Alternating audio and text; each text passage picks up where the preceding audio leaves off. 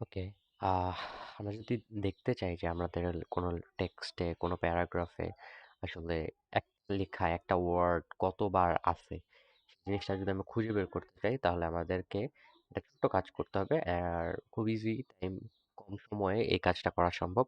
আমরা একটা shortcut key use করব, ctrl+F।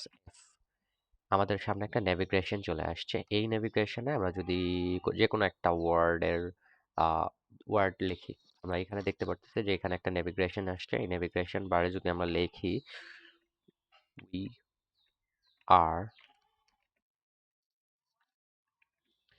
তাহলে দেখাচ্ছে যে আমাদের এই যে রেজাল্ট দেখাচ্ছে যে উই আর, এই রেজাল্ট হচ্ছে চারটা, অলরেডি চারটা ওয়ার্ড, চারটা লেখা আছে। এই টেক্সটের মধ্যে চারবার উই আর এই লেখাটা ব্যবহার করা হয়েছে।